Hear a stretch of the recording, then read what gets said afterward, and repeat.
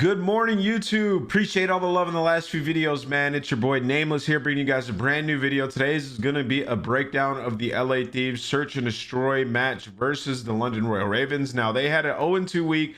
It wasn't a great week for the Thieves after picking up the up-and-coming player in Venom. Now, I don't necessarily think it's Venom's fault. I think this team just has a lot of mistakes they're making in-game. And honestly, it could be the core three that is honestly broken on this squad. Kenny, TJ, and Slasher, they've been struggling for the past 2 years. It might be time to switch it up, but either way, let's jump into the search and destroy and let's talk about it, okay? Okay, so quickly, just to dissect their setup, they have two looking towards A, one mid, one guy looking towards B. Bomb carrier is Kenny at this point, and you could see the defense, a lot of teams like to take mid control, give up B, and that's exactly what Royal Ravens did. So let's see how the Thieves approach this. Venom, he is looking towards mid with a slow push in towards B, and there's two members over towards the A bomb site. So essentially, when you give up mid and you play back like that, what Thieves are trying to do is they're looking for a pick, right? Either looking for a pick or they're trying to bait out a side of the map and then push the other side for the bomb plant, which it looks like that's what they're trying to do, like bait out A, get a pick, maybe either wrap it towards A if they get a pick, or get in like a fight and then go plant B. So let's see how they do it. Getting a little antsy, and it's Dylan. It's first blood Dylan. That's the problem with that. You give a full map control when you try to make a play. You got to check all your corners. Unfortunately, they gave up mid. TJ didn't realize that once they gave up mid, that would be open. So that's obviously just like a strategical error, a knowledge factor coming in there, that you giving up mid, they can be here, right? Like if you give a certain area up, you have to know the possibilities of where the other team can be, which is obviously pushed up into that corner if they go down water steps, especially if Slasher isn't watching this angle. So that's strategically something that they need to make sure that they're covering. If you don't have mid, right? Even the angle that Kenny had looking over here, a player could have got up mid and got up front inside a front arc and made a play if they tried to push out, right? So there's just possibilities that they're giving up on the map that they're not accounting for, which is already an issue in of itself, right? Like those are easy things to cover in the beginning of rounds, or check even if you decide to push. And a nice aggressive start here from London. So it looks like what they're trying to do is like bait out towards A and then wrap towards B, right? So Kenny successfully gets out towards circle. Complete and utter map control. They've left over laundry. Venom's been sitting mid. He hasn't done much the whole round. In their possession, bedroom well in their possession. So at this point, you know where a majority of players are. Like they're playing towards A and mid. You know that at this point because you haven't got a shot from laundry. Now, of course, for Ravens, so my issue here is how slow they are. I think you should go plant this bomb. I think Kenny should have been starting to move and be a little bit more towards aggressive towards laundry here and get that bomb down earlier as the kills happen. That's obviously a little bit of a risk, but you have to take risk in S&D. Just to afford to let this bomb plant go down for free. So they're waiting, see somebody mid. Obviously nobody's over at top laundry that's willing to challenge at least at this point. So they push out laundry. Not in a good spot, and Ravens starting to make decisions, starting to work that flank. You stun back there and you don't see anything. So at this point, you're wasting so much time that you're allowing them to either one, set up a pinch on you, because you got to remember that these guys are assuming that there's somebody back here. That's why they played so hesitant. So you either one, once you don't stun anything or see anything, they're setting up a pinch for mid, or they're all going art at this point. So what do you do here? You either go back. At this point, you have to push through towards A, or you have to just play kills. You got Slasher shooting at ghosts. Not a fun spot for the Thieves. Ravens now trying to make their way in towards that bomb site. There's not a lot of time left. They do have to make the play. Full X gets a lot of tags in the Slasher, and that nade should finish it, and it does. Kenny finds. Yeah, I mean, so it was just way too patient. Like you have to take a risk, right? Like you have to do something. They should have either dropped the bomb immediately there, or they should have pushed through. It's communication error, not being decisive. Indecision will kill you in Call of Duty, and that's around where it proves correct. And a good first round to get. That honestly looked a little bit like just really bad adjustments. Confused, not too sure what to do. Like there's. And that's honestly like the big difference between a lot of these teams in like FaZe or Rocker is, you know, that adjustment's been around. Like 3v4 is not impossible. And like right there, Thieves had no idea what they wanted to do. The teamwork clearly wasn't there. Nobody it looked like nobody was taking command and making a fierce play call that everybody wanted to follow. And that's why they just go back and plant it at B, right? So all right, this round, 3 mid, one guy holding B. I like this strategy here.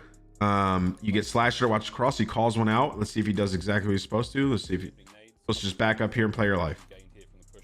Does that, gives the communication, backs up and plays his life. And then at this point, you're supposed to be setting up a pinch on bomb. Now that he's seen a couple, you should be setting up a pinch art.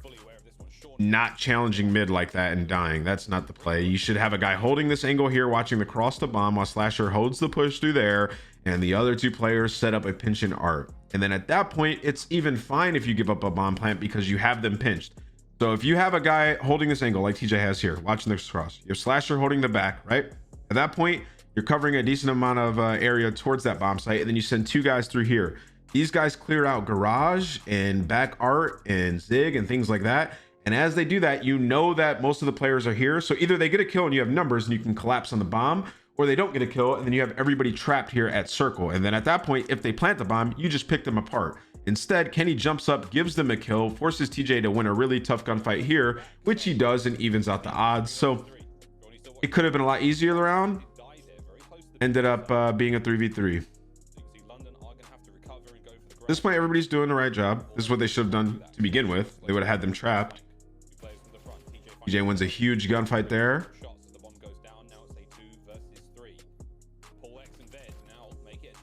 Zed, big win onto Venom. Okay, so at this point, they've done a good job getting picks. Flash did a good job rapping and just trying to be involved in the play and not just holding this back here the whole time. So they know Zed's here. They know he has a sub. And from the angle that Slasher's at, there is to the right here, you can see the cross to Laundry, right? So Slasher knows he hasn't crossed. So he's either rapping mid or he's in this corner. So Slasher challenges and dies with an AR, which I don't agree with because you could have just planted it and then, or you could have just held it and just watched the cross. I don't understand at all. You could have just hop bomb and watch cross, guys. You see what I'm saying? Like, these things don't make sense to me. That is a triple stack. Oh my goodness, guys. You guys catch how bad that was? Hold on. Okay. Look at this. When I'd say take risk, I don't mean this. So 3 go B. Trying to hard counter a B push. Okay, sure. You're down 3-0. Let's do some crazy stuff. But why would you sprint through the center of the map by yourself is what I don't understand with anybody looking over you. That is what I truly don't understand. TJ, and the thing is like he's sprinting through mid. He's going through pillars over towards B where he has 3 people looking. Why? That is just like ridiculous. That's 3 rounds in a row they've been first blooded. Might be all the rounds actually. I don't remember round 1. But why? And then they see them pillars. They have full range to push over towards A. You're in a horrible spot if you're Thieves now. Already in a horrible spot. Once again, bombs down, 4v3. Gotta win some tough gunfights to win this one. Just chilling, making sure no one makes their way through mid. Again, it's a joke. Putting themselves in these situations, man. It's just not ideal. Still, you've got the players now making their way on the point. Any stunned up, surely the information gets passed on. Slasher making his way forward. A big aggressive kill on a shorty. Slasher, though, he will find maybe a few more. Shots are in. And the behind, it's going to be Venom once again. Win some big gunfights. Make some big plays. End up losing the round because you're at a disadvantage. All right, next round. London, little cheeky A push like this. Thieves, I finally like the setup they're going with. They send one guy through mid, that is TJ. They have Kenny looking over him, 1B, 1A. So here comes the spread. And this is the job of the people that are watching. So the playmakers are the guys mid. Yes. The guys that are at B and A are holding the lanes. So Venom with the challenge from Tiki. Why? So here's the possibility. So guys, we're going to send 2 mid to cover mid so we can make a play on either bomb site. Both of you guys, you hold A, I hold B. You get the information and then you make a play. Yes? You have mid control. You can set up a pinch around or through water steps at either A, or you can go through pillars around art at B. If Venom stays alive, you can make a play. Instead, Venom dies, which is unacceptable. He's there to get information, and now they're at a disadvantage in a round that the Ravens should statistically win. Easy fixes. Nice win by Kenny, you know, catches him running away. Not once have Thieves had the advantage on this map. Not once. Zed now makes his way through the bottom of the stairs, makes the shots on the Kenny, finds the kill. It's a 1v1. Zed all slips out with his life. DJ, eyes on the stairs. Zed, can he win another big round? Runs for it, but not enough. And TJ gets the clutch 1v1 win. These are stressful rounds. All right, here we go. Here comes an A push. This is the 3rd different bomb carry on this map. Venom gets it. All All right, 2 mid. TJ's holding mid. Kenny's watching over towards ring. Pretty heavy this round. Looks like they've learned their lesson. You can see they're learning as the map goes on. Slasher watches water steps. A bit too late, but you're down. So let's fix it. This should have been their initial setup that they had in that first round. Should have been Venom, not Kenny. But as you can see, they're like trying to get info. TJ spotted a guy mid, makes him weak, and at this point, Venom is backed up for the assistance, and it's looking like they're trying to go towards B. Nice nade. Yeah, trying to catch Zed. So now Kenny, he has ring control, right? And they know that Zed was somewhere around mid. Kenny's looking towards mid. And then TJ wide peeks out and dies from laundry, right? That to me is unacceptable. You wrap back, you know that there's a guy lurking around mid. After you give up mid, if you're gonna peek this, you throw a jiggle, right? You call the guy out, and then Kenny's pushed up ring. Free kill for Kenny. Instead, the communication isn't there. He wide challenges, he dies from up there, where obviously somebody can be at. And now they're at a disadvantage. And that kill would have been about as free as that at some point in this round if TJ just played for the info rather than wide peeking and channeling. Either way, Slasher pushed up water steps. Opportunity to make plays. Thinking I gotta start to get involved. They haven't killed Zed yet, so they know he's lurking around mid somewhere, right? So here's the thing. You know Zed hasn't hit pillars because you've been here. He's lurking around mid somewhere, right? Venom's watching this flank. At this point, what's your play? You don't want to back up because you don't want to get trapped. You want to push through to laundry here, right? So they decide to go through mid where they know Zed was previously at. Slasher wins up a big gunfight because he's looking for Zed at this point. And then they jump, they go straight across mid. They still haven't found Zed, so they don't know where he's at. So if you haven't found Zed yet, you haven't cleared out your back art yet, and you just cleared out kitchen, he's probably pinching around, right? Now look at where the arrows are aiming.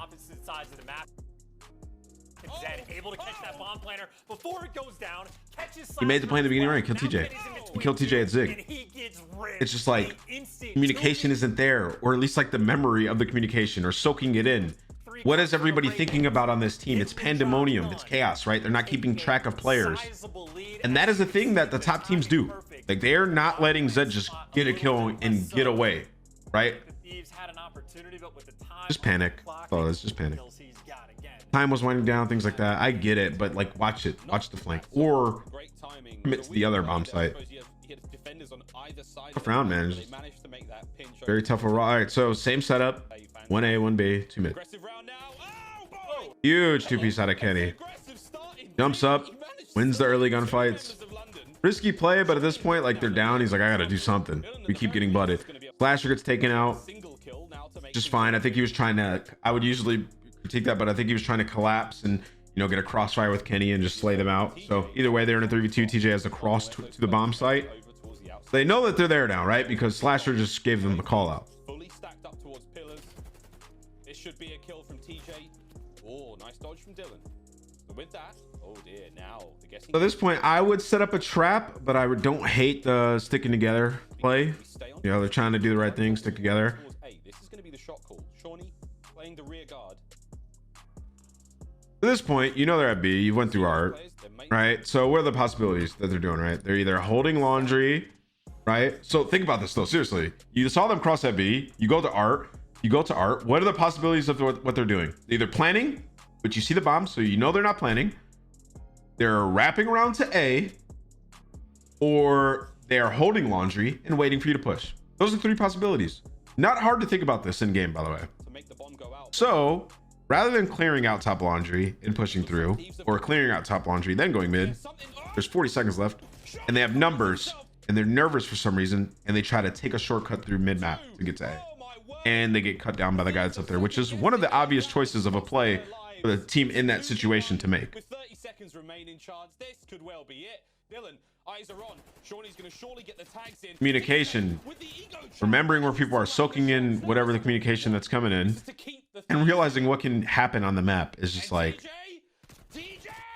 situationally, it's just the wrong place, guys.